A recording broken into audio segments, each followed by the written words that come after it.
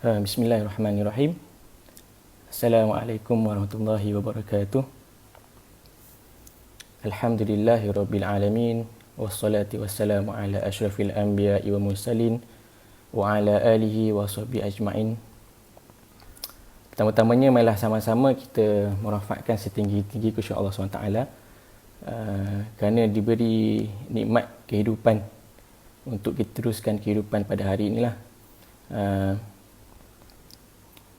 Dan juga Allah SWT telah beri peluang kepada kita lah untuk terus berada dalam nikmat Syakban, dan kita sama-sama doakan bahawa Allah SWT memanjangkan usia kita untuk kita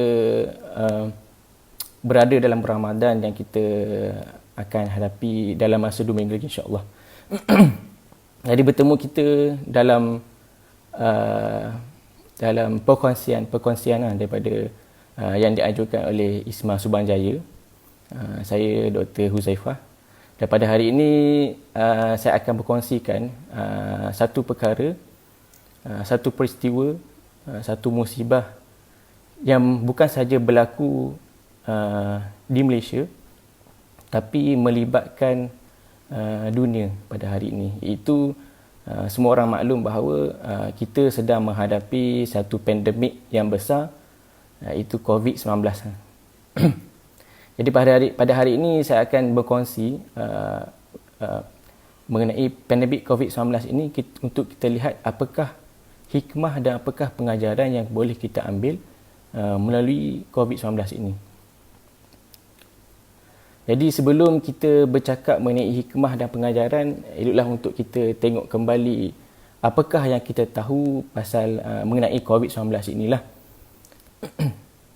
So, COVID-19 ini pada asalnya dikenali sebagai novel coronavirus.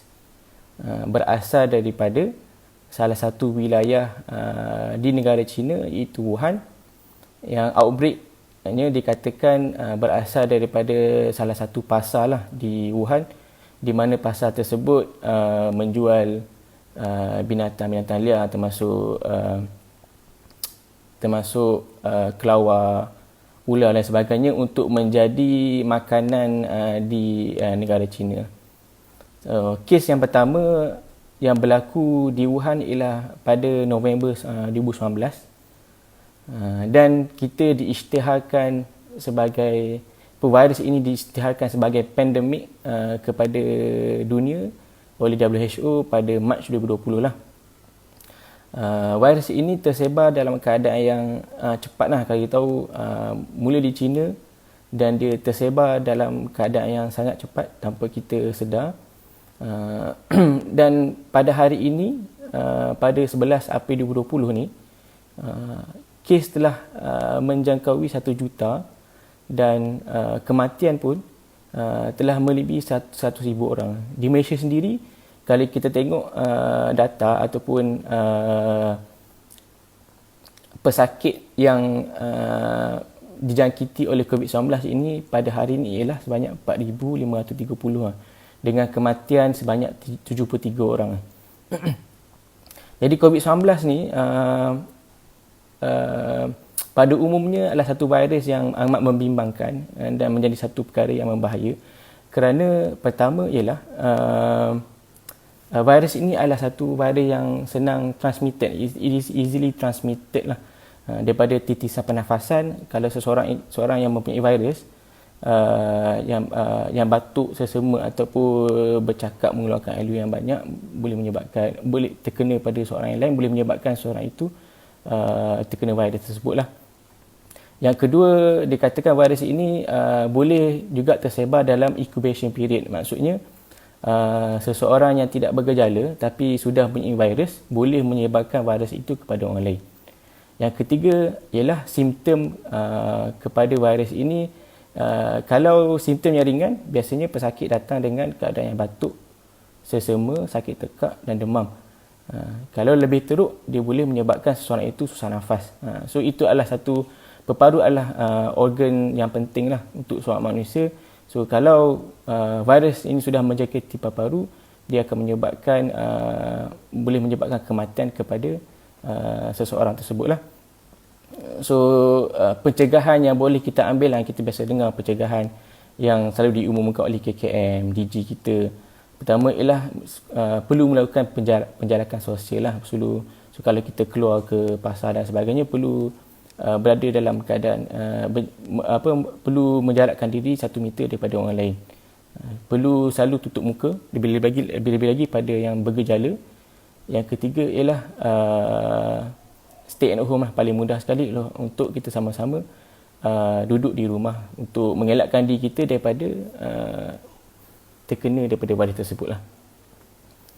Jadi apakah pengajaran ataupun apakah hikmah yang sebenarnya yang kita boleh ambil daripada pandemik COVID-19?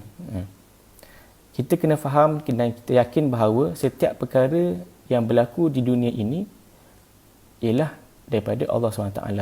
Dan setiap atur cara daripada Allah SWT pasti ada hikmah dan pasti ada pengajaran yang boleh yang perlu kita ambil sebagai seorang Muslim dan juga seorang manusia. Biasa kita dengar dalam Al-Quran Allah sebut inna ma'al usri yusra. Sesungguhnya setiap kesusahan tu pasti ada kesenangan. Allah juga sebut dalam surah Al-Baqarah, dalam surah Al-Baqarah ayat 216, Allah sebut wa asa an takrahu syai'an wa huwa khairul lakum wa asa an tuhibbu syai'an wa huwa wa asa an tuhibbu syai'an wa huwa syarrul wa asa an takrahu syai'an wa huwa khairul lakum wa asa an tuhibbu syai'an wa huwa syarrul lakum wallahu ya'lamu wa antum la ta'lamun. Maksudnya boleh jadi satu perkara yang kamu tidak suka, padahal itu adalah baik untuk kamu. Boleh jadi satu perkara yang kamu sukai padahal ia adalah satu perkara yang tidak baik untuk kamu. Sesungguhnya Allah SWT ni lebih tahu daripada apa yang kamu tak tahu. So benda ni biasa berlaku pada kita lah. Ada benda yang kita rasa macam baik untuk kita, tapi sebenarnya kesan dia adalah benda yang tidak baik untuk kita.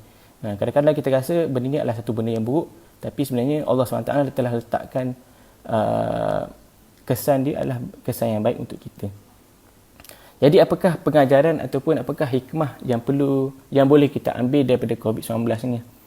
So, yang pertama yang boleh kita ambil ialah sebenarnya Allah SWT ingin menyedarkan kita tentang hakikat seorang manusia itu adalah hamba yang tidak mempunyai apa-apa kuasa melainkan Allah SWT.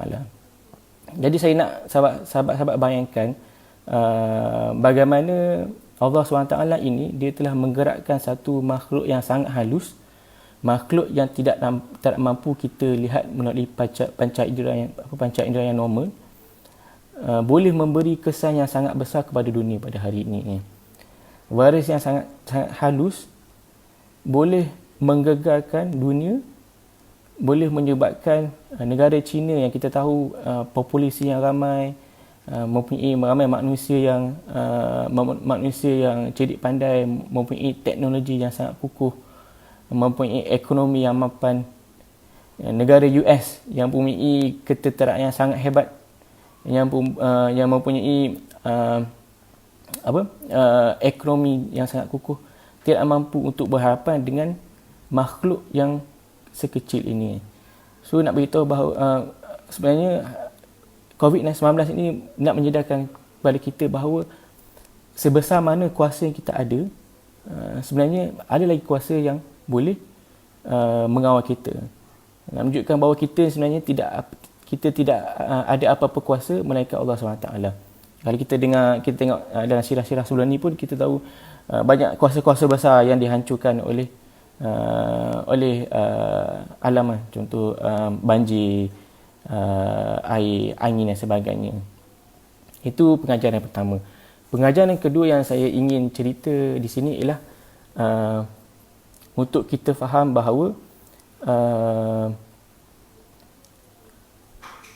COVID-19 ini ingin menyedarkan kita tentang hakikat kematian. Sahabat-sahabat penonton sekalian, dalam kebanyakan masa kita sebenarnya lupa tentang kematian, dan dalam kebanyakan masa kita sebenarnya merasakan bahawa kematian ini adalah satu perkara yang sangat jauh dengan kita. Begitu juga dengan COVID-19. Pada awalnya kita rasa COVID-19 ni adalah satu virus sangat jauh dengan kita kan. Wuhan ni terletak berpuluh-puluh ribu kilometer daripada Malaysia. Kita rasa sangat jauh. So kita rasa macam relax lah, tak perlu buat apa-apa kan. Tapi pada hari ini virus tu ada dekat dengan kita. So kalau kerja dekat hospital ataupun klinik kesihatan, ramai je pesakit yang datang kata ada saudara yang sudah kena COVID, ada sahabat-sahabat yang dah positif COVID. So dekat sangat dengan kita sebenarnya. Dan tak mustahil virus ini boleh menjangkiti saudara-saudara kita, dan juga tidak mustahil virus ini boleh menjangkiti diri kita sendiri. Allah sebut dalam Quran, kullu nafsin za'iqatul maut. Sesungguhnya setiap manusia tu pasti akan merasai kematian. Nah, virus yang ada di virus COVID-19 ini tidak mengenal, dia boleh menjangkiti siapa saja, tidak mengenal usia, bangsa, pangkat dan harta. Itu pengajaran kedua, ialah untuk kita menyedari tentang hakikat kematian. Yang ketiga ialah pengajaran atau hikmah yang terakhir ialah sebenarnya pandemik COVID-19 ni adalah satu waktu ataupun satu masa untuk memberi atau membuka peluang kepada kita untuk merebut pahala. Ini adalah satu motivasi kepada frontliners, doktor-doktor jururawat ataupun polis dan sebagainya yang bekerja keras untuk menangani isu COVID-19 ini, untuk merasakan bahawa kita sedang berjuang atau berjihad melakukan satu perkara yang baik. Kalaupun kita tidak berharapan, kalaupun kita tidak menjadi frontliner ataupun barisan harapan, kita sepatutnya melihat musibah yang ada pada hari ini perlu diambil hikmah dan pengajaran dia. Tidak mungkin Allah SWT menurunkan satu musibah yang sangat besar yang melibatkan berjuta-juta manusia, yang melibatkan seluruh dunia tanpa pengajaran dan hikmah. Rugi untuk kita tidak mengambil hikmah dan pengajaran. Kalaupun kita tidak